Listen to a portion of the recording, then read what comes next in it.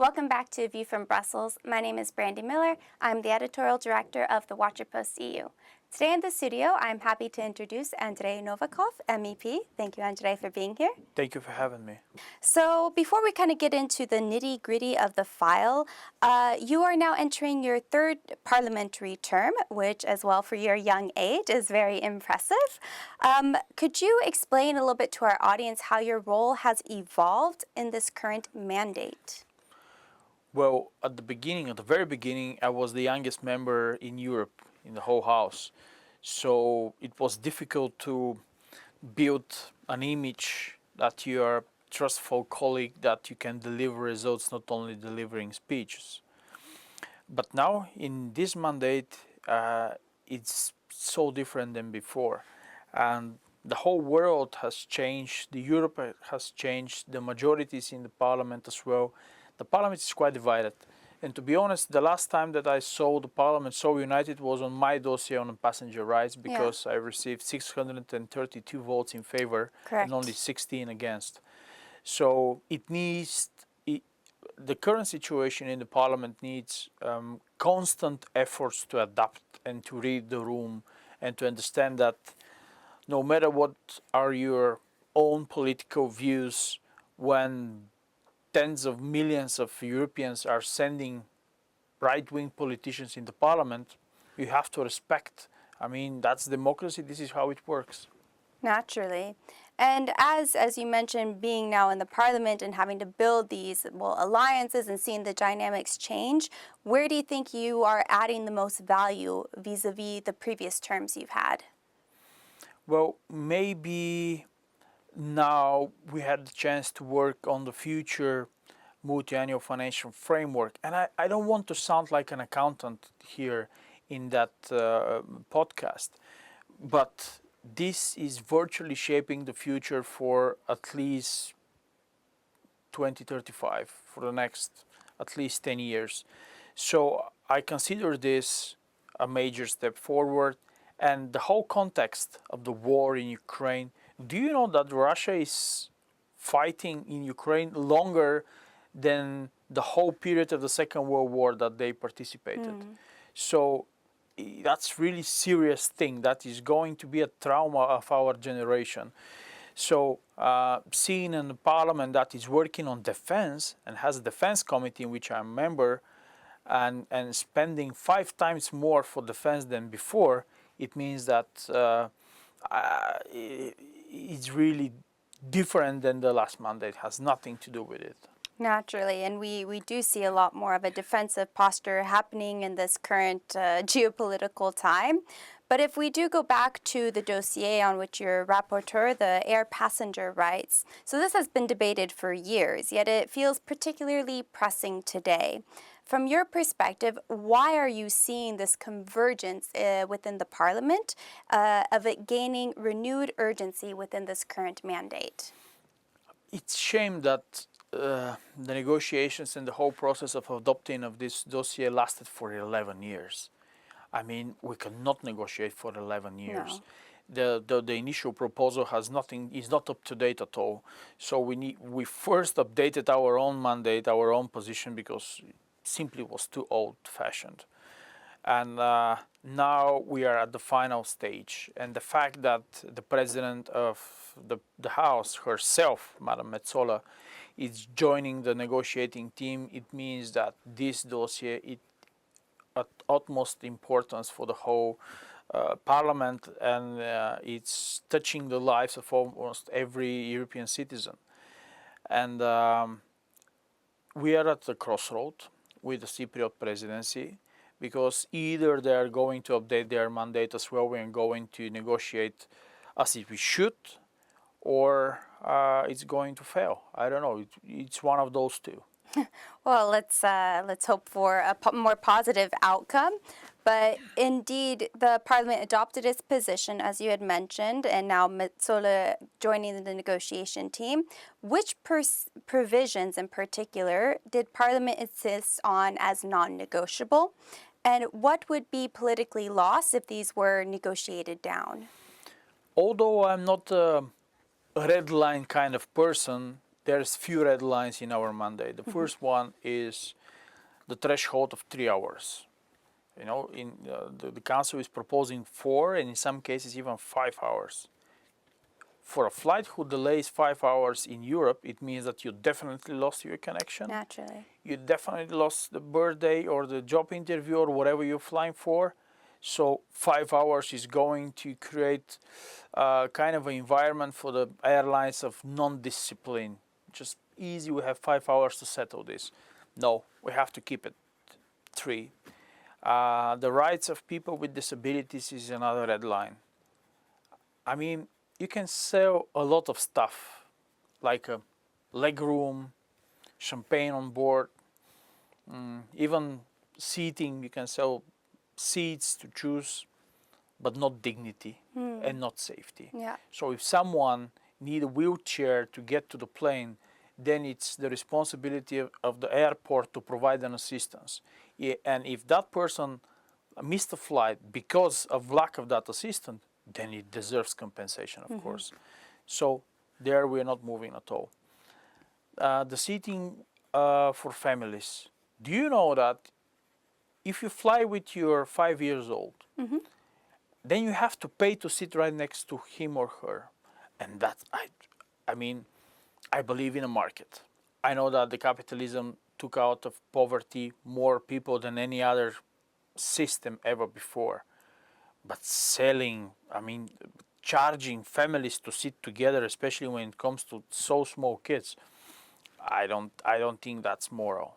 No. And semi-automatic compensation, when the passenger is entitled to compensation at the moment, especially for some airlines, you have to visit 5 different web pages to submit application, then to sign declaration, then wait for 3 months for reply, and most probably you're not going to be approved for that compensation.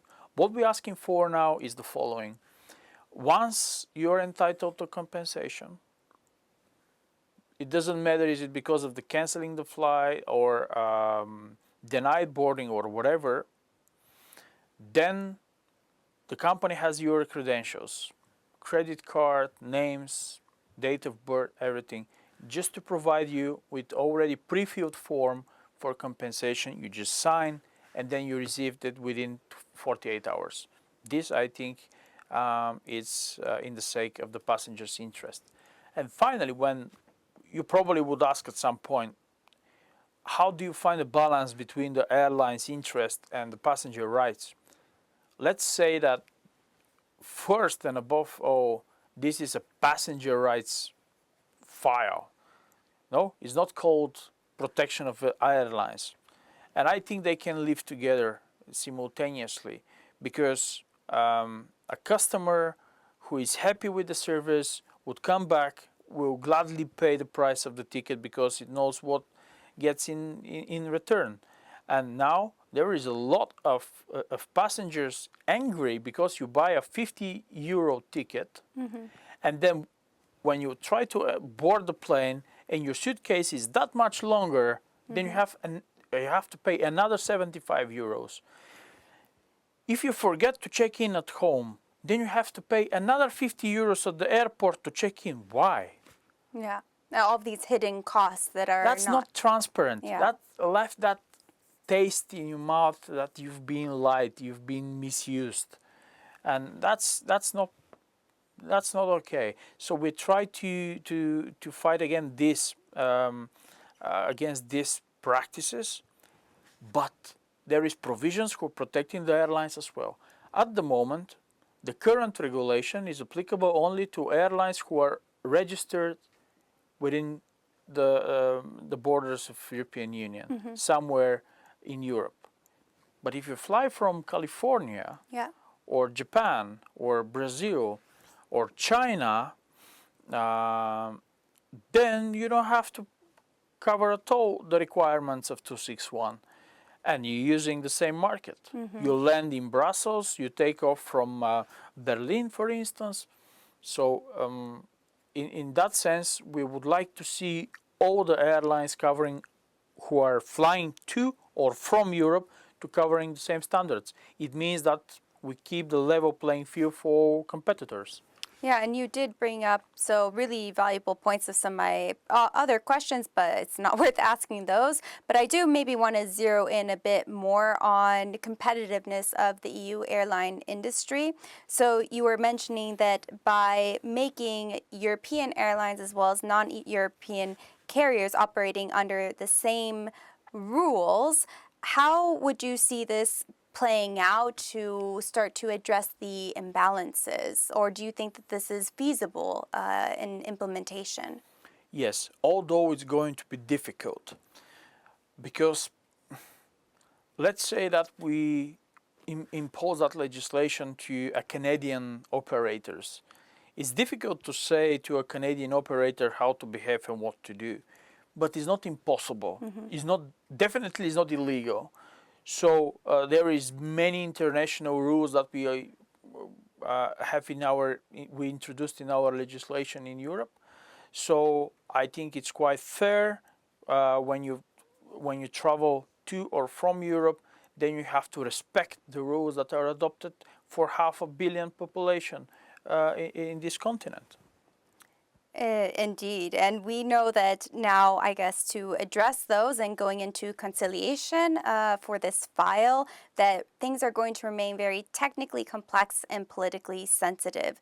So what would you say would be the main sticking points in your next discussions with Council? I don't want to jeopardize the negotiations already before they begin, but I have a great hope to a Cypriot presidency. The ambassador, the minister of transport, they are coming from a member state which is an island, heavily dependent on air transport. So they understand how important it is that the customer has a chance to reach a connection or the final destination on time. They show readiness to continue, to negotiate. But readiness is not enough so far. We need an updated mandate from the side of the Council, and then we can start working immediately. My personal belief is that June, July, it's reasonable deadline to have something on the table. Well, we will all keep an eye out for that and perhaps invite you back for a follow-up conversation. With great pleasure. But looking ahead now, I guess sitting here today in the seat for my final question, where do you see yourself making the biggest impact, whether it's in the short term ahead of the summer, but also the remaining 3.5 years of this current mandate? I've been honored to be a rapporteur on 2 major dossiers.